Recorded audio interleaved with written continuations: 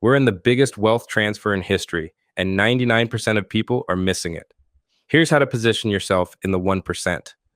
I started a business that did over $10 million in revenue before ChatGPT, but if I was to do it again, in this video, I wanted to do things a little bit different, and today I'm going to be talking about using N8N and VO3 to make real money. My first disclaimer is on this YouTube channel, I have absolutely nothing to sell you.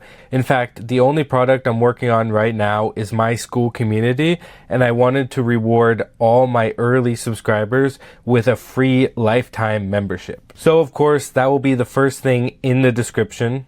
Make sure to apply soon because, like I said, eventually it's going to be my first paid product. Now, this is going to be the first YouTube video I do where I'm not explaining a specific AI tool. It's going to be a casual conversation where I explain the difference between a creator, a marketer, a business owner, my personal experience, and my recommendations to everyone, and how to harness AI to have the biggest competitive advantage over the next couple of years. That being said, if you're new to the channel, I highly recommend these two videos.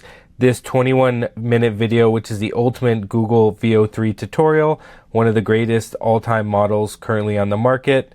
And then I have a 2-hour video on a beginner automations using N8N. It's a super useful tool, and I highly recommend that everyone use this completely free resource that took me quite a long time to make. So I titled this video Using N8N and VO3 to Make Money. But realistically, those are just two of my favorite tools at the current moment. We're really going to be going into how you can use AI to your advantage, and some of the stuff might be counterintuitive. So it's very clear that almost everyone that subscribes to this channel is of one of three buckets. You have the creator bucket, which means they're making content trying to get audiences online essentially. And then the second category we have is marketer. That could be thought of as the ad buyer, the CMO, anyone in charge of getting people to buy a product or service from a company. And then there are the business owners. So people that specifically own businesses, whether they're local business, brick and mortar, online, consumer apps, whatever it is, they have a specific business model in which they make money that's more than just the content. Now, I think it's going to make a little bit more sense if I explain the context of all three roles with my past experience. So in my entrepreneurial journey, I've been doing online marketing, content creation, and been a business owner for the last 16 or so years. My first signs of entrepreneurial success came from YouTube from the time span of 2009 to 2013 when I had just started high school and it started ramping up into the middle of my high school years. I had a YouTube channel called iPod Uplink, later rebranded into Jailbreak Nation, and as you can see here, I got one of the first YouTube play buttons. I actually got to 100,000 subscribers before they actually came out, and I was given one as an announcement at the second VidCon. Now, this business was highly profitable, but it wasn't super scalable. We were at the top of the charts. We had 400,000 subscribers in a time where that was the equivalent of like 4 to 20 million today in terms of the leaderboards and how many people were using YouTube at the time. But the monetization back then was nowhere like it is today. Another big thing that I achieved that could be considered a creator is I ran tons of Instagram theme pages. I amassed over 7 million followers. Here's an example at Lifehack on Instagram, which is one of the big pages that I personally built from 0 followers. And basically the story with that is I pretty much rode the wave of Instagram growth. Back when I started around 2015, there was only tens of millions of accounts on Instagram, and over the next few years, hundreds of millions, if not billions of new users came online, and they were trying to find new accounts, and I did a lot of heavy optimization to get as many followers as possible by gaming the algorithm completely in a way that's not really possible anymore. In the timeline of my entrepreneurial journey, I moved on to the business owner, where I basically tried to launch businesses off of my organic platforms that did really well. One of the biggest businesses that I started was called Lure, which was a consumer app that eventually pivoted into the interactive romance stories, which I didn't even know at the time, but people spend hundreds of millions of dollars per year for these stories, mostly women. Over the roughly 6 years that business was running at full throttle, we did $10 million in revenue. But don't let me fool you with that. That was one of the least profitable businesses I have personally ran. But throughout the process of that company, I learned so much, including a lot to do with paid ads and marketing. The way to explain it is when you think of mobile games, you almost always think of the marketing behind it and very rarely say that, wow, this was like a revolutionary mobile game that everyone loved playing. That being said, during that company, one of the things that I liked doing the absolute most was spending money on ads, crafting those ads, and then getting people to play the game. And that was a startup with 2 co-founders, so we all kind of did everything. And then the phase after that business, I got a salaried role as a CMO at a startup. And since then, I've also charged retainers for marketing services. I've been able to land a lot of these using personal connections, but generally what I pitch is performance marketing and the fact that I will spend money and directly tie it to a return on investment. And I've never really laid out my history before like that because I'm so focused on moving forward, but I thought it was extremely relevant that the information that I'm giving you is coming from a place of a ton of experience. Now, if you're watching this video and thinking, oh, is business owner better than marketer, is better than creator? I mean, they're all different. There's no necessary reason to bucket yourself into one or another. You could be a creator that becomes super successful that eventually launches a business, and that's become very prevalent over the internet lately. You could be a marketing advisor that just does a couple hours of work per month and works in high leverage opportunities where you have people underneath you. Or you can honestly do whatever. And there's been wild successes for people in all of these categories. And I'll give you an example of all 3. So for creators, back in like roughly 2011 or so, I was super young. I met a guy named Lou. He started a channel called Unbox Therapy. It was very small in comparison to mine in terms of subscribers at the time. And obviously, if you've seen his channel, he's gotten tens of millions of subscribers since then, made tens of millions of dollars of personal profit, most likely. And that's all just primarily being a creator. In the marketer side, I've seen people that have really strong positions at companies like Fashion Nova where they charge 10% of ad spend, and they're spending hundreds of thousands of dollars a day on campaigns that are profitable, netting them tons of personal capital. And then business owners, probably the most obvious. You've seen the stories, people that make hundreds of millions, billions. Basically everyone on the Forbes list is a business owner or founder. In most cases, they take the most risks, hiring the marketers and the creators and doing everything else in the business. And if they get extremely lucky, in which I've never gotten with my businesses in terms of exiting, they make a ton of money. Now that we've gotten that out of the way, we have to talk about AI and the opportunities that are coming. Upskilling yourself in AI is probably one of the most important things you could do over the next few years because it gives such high leverage and new opportunities that were never available. That being said, everything I'm going to talk about is non-passive and you are going to have to put in the work to get the results. The only passive income I've ever seen in my life is investing when you have a large sum of money to begin with. Now, I get a ton of comments on my YouTube from this little creator or wannabe creator bucket where people are telling me, why would you create this VO3 video? It's non-monetizable, or YouTube said something about that, and they're totally missing the point. To better illustrate this, let's go to over here on my diagram where I have business models, you have creator. Now, some of the ways that you can make money is getting paid directly from platforms. Like, for example, this YouTube channel makes me AdSense revenue. It's relatively small compared to probably the other business models that I'll be pursuing in the future. We have sponsors, which basically means working directly with a brand and getting paid to push a specific product or service.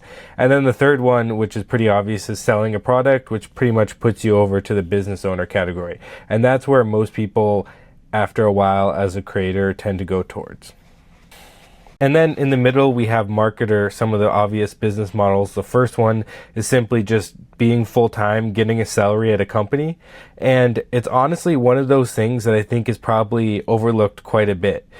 It's not out of the ballpark to get a role that pays you $10,000 a month, especially if you know what you're doing. And then in marketing, especially in today's age, oftentimes you can work remotely online and get all the benefits that you would running your own company, but you don't have the risk and stress 24 hours, usually at least, of everything falling apart. And then in terms of one-off projects, you can always cold approach people or approach your friends, business owners you know, businesses you buy from, and you could simply tell them, hey, I got this service or I got this skill that I want to apply to your business. Can I do it? And oftentimes they'll say, sure, why not? I'll pay you X and then you could do that for me. And then in the middle, you have the agency model, which is a little bit of both. It's kind of like you work at the company a little bit, but you're not fully working there. And there's a lot of benefits, tax benefits and stuff like this potentially. But ultimately, the idea is I'm going to come into your business and do the paid ads for you. I'm going to come into your business and I'm going to create all the creatives, do the organic marketing, whatever it is. So you could sign people off. They could pay you $5K a month. It could be $1K a month. It could be $100 a month. It just depends what the service you're providing. And it's kind of like a hybrid. It's kind of like you work there, but you're not signing an employment agreement. You're not like ride or die with them necessarily. You can sign multiple people as long as you're obviously being transparent about it and everything. And you kind of get the best of both worlds. And on the right side, I have business owner. And the one thing I have to say is after all the experience that I've lived over my 20s, and I just turned 30 years old, by the way, I have to say, I think I overlooked all the complexities of types of businesses that can make money. There are so many types of businesses that are so unique, and most people, including me, I'm in my little bubble, and you have no idea how easy it is to make money doing X, Y, Z, whether it's subsidies, whether it's just a crazy demand, a shift from one thing to another. We have software as a service, selling software to companies, and this is kind of goes into the marketing too, stuff like automations. Could be like mini SaaSes. You have consumer apps. I mean, people spend billions of dollars a year on the App Store, and there's more platforms than just that. You have e-commerce, creating your own brand, doing your own drop shipping. There's pros and cons to all of that, but you can usually push very high top line numbers because people are buying tangible products and they can justify it fairly well. You have info products, you have brick and mortar, you have legal, real estate, food, manufacturing. I mean, I can make a 50-hour video on every single complex business model. And sometimes they just print money and you just either want to create one of those or work with some of those people that have really everything going for them. So now that we have that out of the way, let's get into how we would leverage AI and all of these things, being a creator, being a marketer, and then obviously being a business owner. The first thing I have to say is I've been dabbling with AI like Midjourney for years, pretty much when it came out. Same with ChatGPT. But like everything that I ran in the past, AI was not there to build those businesses. If I was to do my mobile app today, it would be so much different. The way we hired writers would be so different. The way that we focus on graphics first and stuff like that would be so much different. So things are changing extremely fast, and they're going to be changing even faster into the future. Now, if you're in this creator bucket, I have to give you a little bit of a warning that things are getting harder for two specific reasons. The first reason is the TikTokification of social media. Basically, over the last few years, all the major algorithms, including YouTube, including Instagram, and including TikTok, and all the rest, they have prioritized small pages. So this will help you out in the beginning. It'll make it easier to get noticed, and that's a good thing. But the big problem is when you get to large followings, like 1 million followers, sustaining your momentum is extremely hard. These companies know that showing a piece of content from a tiny page over your content, just because it's hyper optimized, and what that does is it makes it so you get less likes, you get less constant views. And when you do that, your sponsorships are going to get killed, your earnings are going to get killed. So you're definitely going to be on an uphill battle, but it's definitely not impossible. The second factor that's going to be really hard to fight is the fact that so much AI content is being pumped out there. And if you have an algorithm, like you personally use Instagram, you don't see AI content, that's fine. But if you look at these pages, like this is one, for example, and my friend has another ASMR VO3 page, very similar size to this as they grew up. But you can see right here, like 600,000 likes, 2,000 likes, 5,000 likes. And, the VO3 can make this content every 30 seconds if they want. That's something that's making it a lot more hard to compete as a creator. And because of that, every time you create a piece of content, you're going to have to be competing against all these AI generations. So here's what I would do. I would focus on quality over quantity, and the reason why is because a page like this, ASMR page, that gets tens of millions of views a month, could probably only sell for a couple $1,000s. And the reason is it's very hard to find sponsors that would sponsor this, and there's no real brand or anything that people are attached to. So the second someone else generates the same type of content, which could be done with a simple prompt, they're just going to leave your page, completely forget about it, and you may rack up a bunch of followers, but the monetization part is going to be extremely tricky. And then right here, YouTube published a couple weeks ago their monetization changes. I mean, the reality is they didn't change too much. And if you're creating content that just gets spammed out on a platform and looks just like all the other content that the spammers make, you're most likely going to get flagged and not be able to participate in the money generation, at least from the platform. And it makes a lot of sense. They don't want to prioritize just people dumping all this type of content that is super non-unique. And realistically, like Google, for example, they made VO3, so they could just be pumping this content themselves. They don't need you particularly. And that's why I like pages like this. This is JBoog X Creative. He's a great example of, he's worked with recently Will Smith, all these other people. He takes AI tools and makes unique content that he hyper edits and hyper focuses. This is extremely great for branded content. And not only that, but these videos are going to stand out, and if someone follows them, they're going to expect this type of quality and uniqueness, and there's a lot of artistry to it, despite it obviously being AI. And then another good page that's an example is Timeless Snaps. So if you can see right here, this is the type of content they do.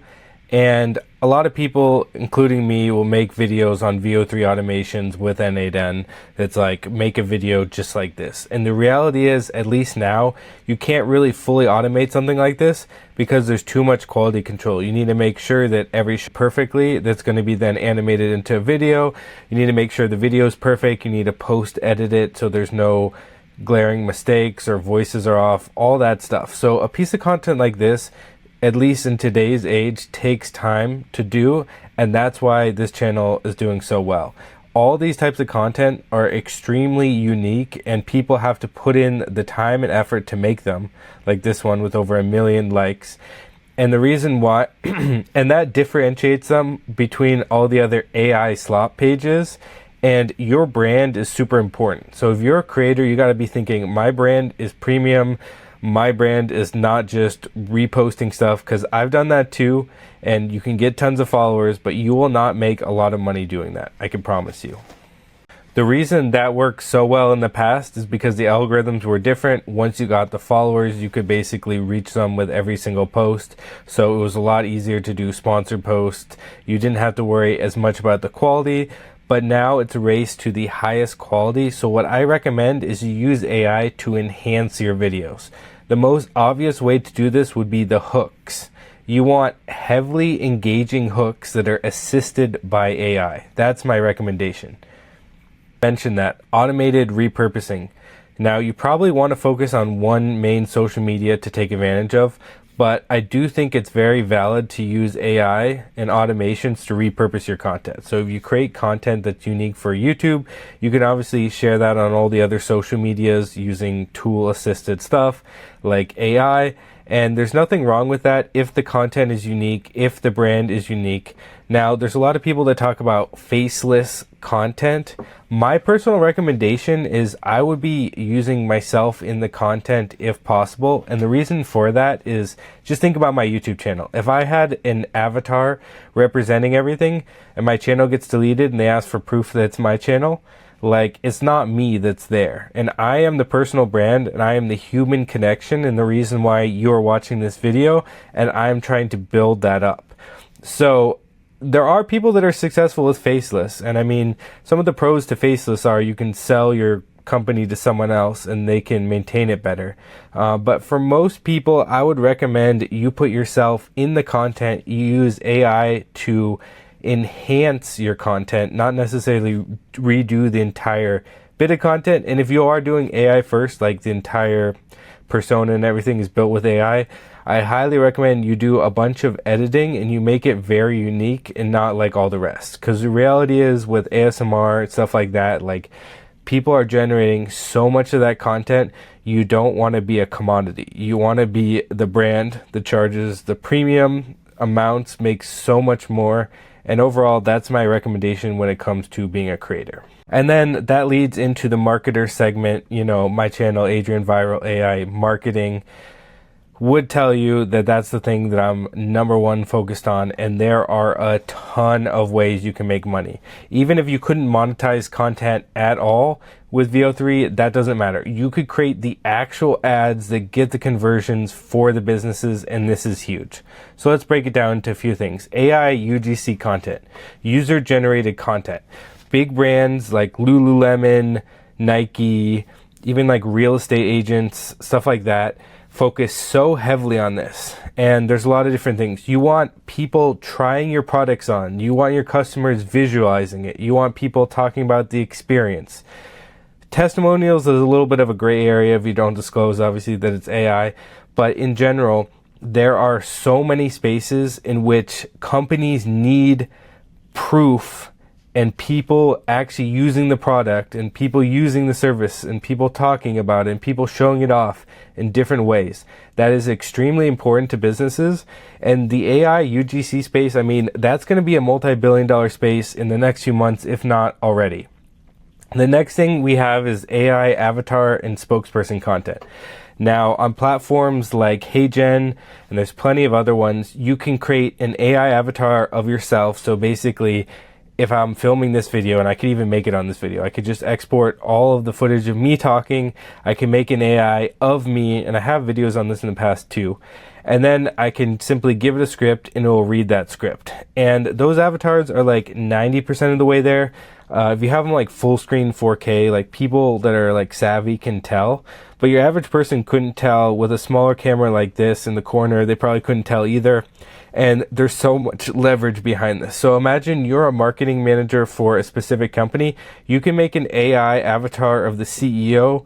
You could do it for like training videos. If you want to train new employees, you can have it look like the CEO saying stuff. Obviously, you need it authorized and make sure that you're not like breaking any rules or doing something you shouldn't. But very specifically, if you're doing marketing for a person and they need the number one thing, at least I've as a marketer have come across, is I want to sell this thing, but I don't have any creatives, and I'm not trying to like book on a flight to them, you know, film with them for a bunch of days, hire people. That's so expensive. We could just make an AI avatar of the spokesperson of the company, and then you can iterate on the marketing process so much. You could create hundreds of videos of them explaining their business, them explaining their products, them making training videos, all this stuff. And you would definitely know this if you had a past in marketing.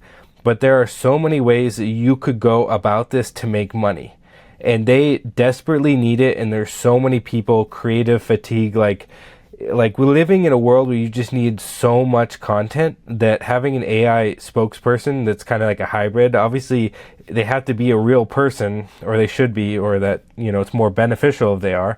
But you don't need them in the room saying every single thing that they need to do in the ads. Like, you can create an AI person for that, and that's absolutely a huge leverage point. And then you have AI marketing workflows. I mean, this is like the hot topic on school right now. It's leveraging AI, especially N8N, the platform, the workflow platform, to perform all the business back-end logic that you need. So if you're running a company, you know, let's just pick real estate agent. Like, you need so many things. You need it when they submit to your ads. You need to qualify them. Can they actually buy it? You need to retarget them. You need to send them emails of what you're doing on a given week. There's like 100 different workflows that you could be implementing for businesses, so they can take the data that they get from ads and give it to the sales team, you know, present all the schedules, do every single thing they need in the back end to run their business from a marketing perspective. So honestly, when it comes to those type of workflows, I can make an entire video about it itself. But the thing you need to know is there are so many dimensions to marketing nowadays. You know, go back 10 years ago and it might have been as simple as just sending people to a landing page. but in today's world, you have to be doing so much more after that and squeezing out all you can to get the highest return on ad spend, because that's a super crucial part of the business. Now, let's break this into two things. You have organic marketing and you have paid marketing. So if you're a beginner, you're most likely more up to date with organic marketing and more focused on that. Basically, the things like creating an Instagram page, doing SEO, there's huge value in this, and there's lots of people that make tons of money just doing organic. But with everything we know, we can use these tools and systems to create substantially more engaging content for the organic side. And then the paid side, that's my all-time favorite. And the biggest leverage you have there, if you know paid ads, is most people don't. And there's a learning curve, which the learning curve is definitely compressing over the years. It's becoming easier and easier to run ads because the platforms are becoming better and better at targeting. So you have less leverage over creating the targeting. But the number one thing when it comes to paid ads is creative. The creatives are so important, and big companies need to go through hundreds and thousands of creatives. So handling the creative side for paid marketing, that's like an industry that I guarantee will employ hundreds of thousands of people in the near future, using these tools to come up with the perfect creative. And sometimes it's not intuitively what you think. You might think this is the perfect ad, but maybe that's the perfect ad for that type of person, and you need a woman instead of a man, or you need someone that's older instead of younger to represent your brand. You can do all this with AI. You can generate the older people, the younger people, the fatter people, the slimmer people, whatever you need to do for your specific brand, you can do with AI.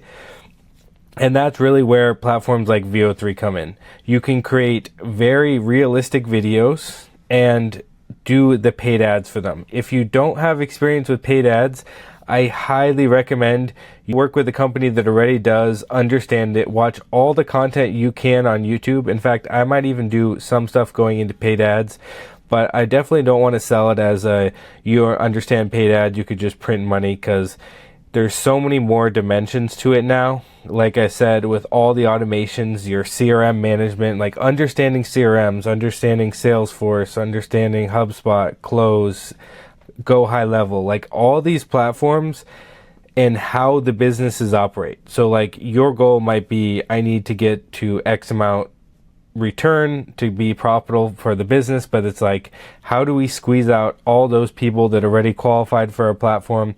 How do we squeeze out all those users? Like if you're talking about a mobile app or something, like it's crucial you're tracking every single step, the onboarding flow, where your options are. Everything is so hyper personalized, where, for example, with the Lure app, one day we switched the gem packs from like $1 variation to another. We just like flipped the ordering, something that like intuitively you would think anyone could just purchase whatever pack they want. The reality is that was a make or break on the entire business, and if we weren't testing that, we could have destroyed the entire business. So there's so many little minute details when it comes to marketing that you have to know. But on the flip side, with AI, like the possibilities are endless. Like I could not 5 years ago imagine a world where I could just create unlimited content with unlimited types of people and unlimited scenarios. Like the most creative people will still win, because the AIs, at least as of now, are not creative enough to come up with these ideas like humans do. Maybe in the future it won't be such, and the AIs can take over every single aspect of it. But for now, you really need to be asserting your humanity here and really problem solving for businesses that make a lot of money. That's my biggest advice. Like instead of focusing on trying to sell $1 here, $1 there, like partner with a real estate agent where when they get it closed, it's worth $50,000, something huge like that. I've never personally worked with real estate agents, but you get the point. Like focus on something that makes intuitive sense, that you can market and you can create a narrative using AI. And the last thing I wanted to end off on is what's possible now versus the future. When I created this YouTube channel, like AI video, just like 4 months ago was nothing like it is today. Like every week we get updates. Like it's very, very clear that in the future, The image models are going to become perfect. The video models are going to become perfect. The automations are going to become a lot more powerful once the consistency of the AIs gets even stronger. Like personally, I have to say, having the AIs come up with prompts is problematic because it just doesn't seem to know how to do it right, and you really need to assert your human touch into fixing it to make it so it works. And then when it comes to video, I mean, you need humans in the loop reviewing all the videos because there are so many mistakes. Same with the image generation. Like if you generate a video off an image with a 6-finger hand or something like that, it doesn't matter how good the video generation is, it's going to throw people off. Here's a quote that someone told me a while ago. I honestly have no idea who did, but it really stuck with me. It's almost all of the money you'll ever make in your lifetime is in the future. So everything is about learning, strategizing, and planning into the future, because if you're not doing well now, you could easily be doing so much better in the future. And it's obvious with this AI tools, like we're all just riding a wave and it's getting better and better. And we just need to be preparing ourselves for the future and the future possibilities that the AI can do virtually everything. And then focus on what really makes us human and what makes us good storytellers for marketing. And then that leads into the final thing, my school. My whole idea about the school is to do content like this. I want to do business content. I want to teach people ads. I want to teach people how to manage CRMs, do automations, take the AI tools and create real money with it. But the reality is you have to go super in depth, and that's why I'm going to be doing it on my school. I'm going to obviously continue posting videos on my YouTube with all the breaking edge tech and how to do it, but all the business stuff I really want to do in a more personalized one-to-one manner. But like I said, it's completely free lifetime if you sign up right now. However, that's going to be soon to change. Thank you all, and I'll see you later.